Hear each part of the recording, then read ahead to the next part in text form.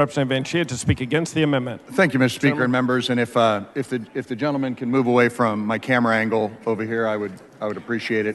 We want to make sure that the people at home get to see this. Thank you.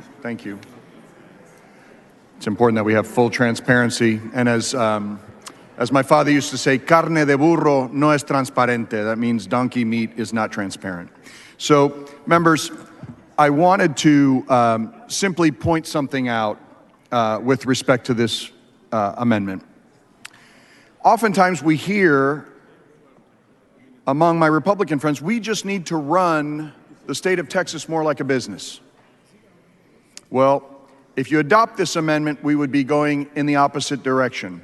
Throughout the Fortune 500, 400, 300, 200, and 100, even the Fortune 50 especially, DEI programs are ubiquitous.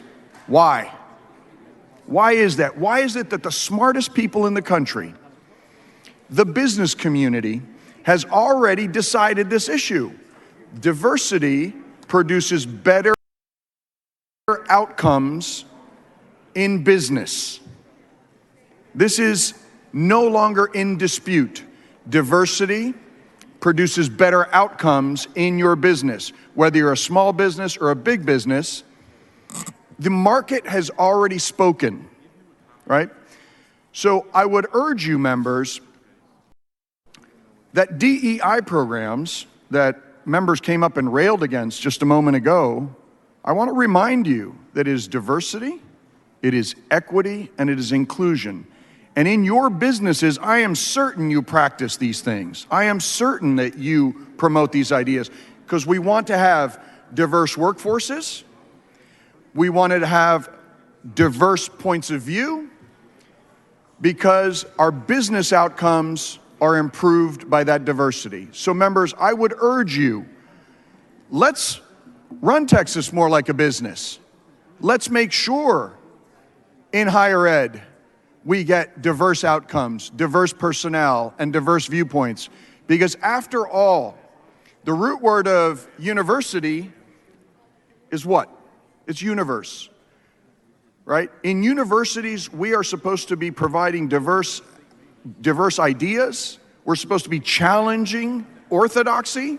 We're supposed to be debating and improving outcomes throughout the state. So members, let's allow universities to continue to expand the universe for their students, and let's also make sure that we continue to run Texas like a business and preserve the good outcomes that come from diversity. Thank you, members.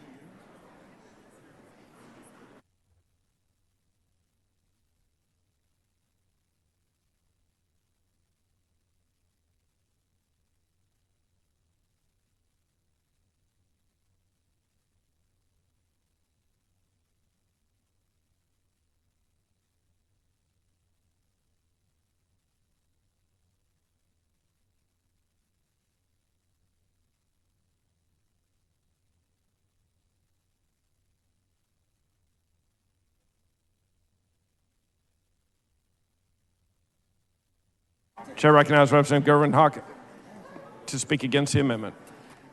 Members, we've had some very, very contentious bills put forth. What does DEI really mean? Diversity, equity, and inclusion. It's not just about color, it's about other things also. Women, special needs people, people that are different from ourselves, people with different languages.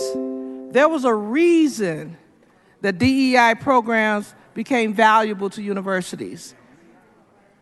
I don't believe there's one university who has talked about or been against DEI.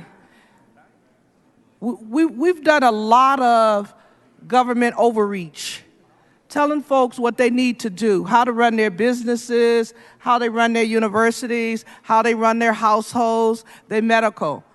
I thought we were an institution that really is trying to reduce government intrusion and make sure that people have an opportunity to make their decisions.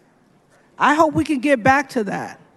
One of the things that when I became a legislator was to really try to focus on where we can help and build people up and not continue to step into issues that are individual issues, not us as a government body.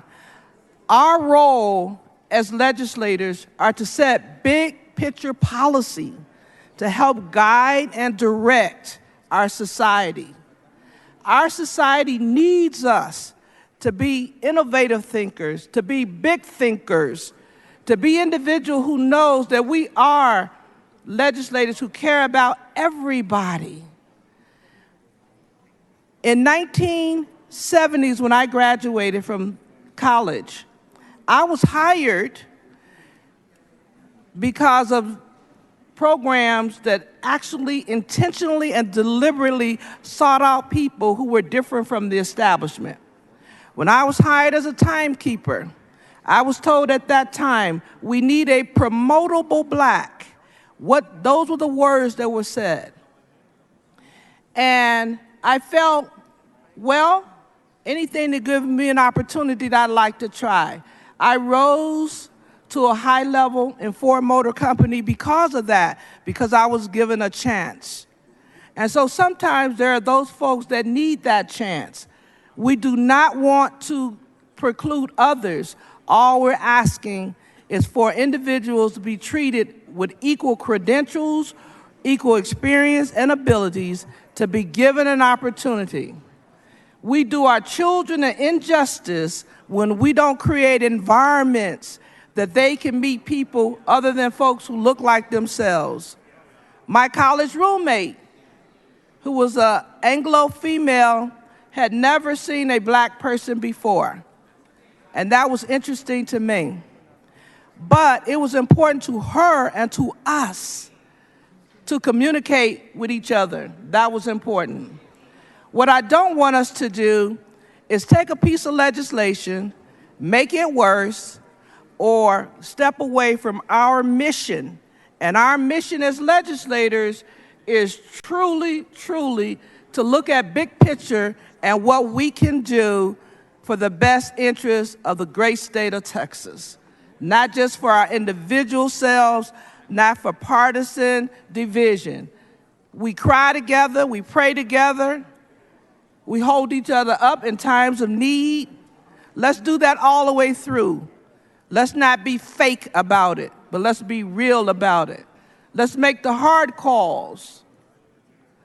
Let's be honest with ourselves in terms of what we must do to protect all of our institutions and make sure that all of our young people are exposed to different cultures, different nationalities, and people who just don't look like themselves.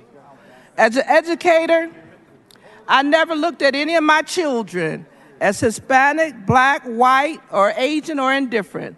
I looked at them as God's children, children who needed my help, who needed our help, and who we needed to educate. And that was important to me. So members, as you think about it, put your big boy pants on. Ladies, put your big girl dress on. Let's make the right decision. Let's look at what we need to do as an important body. For those much is given, much is expected. And sometimes you've got to go against the grain, but you've got to do the right thing because it's the right thing to do. Thank you.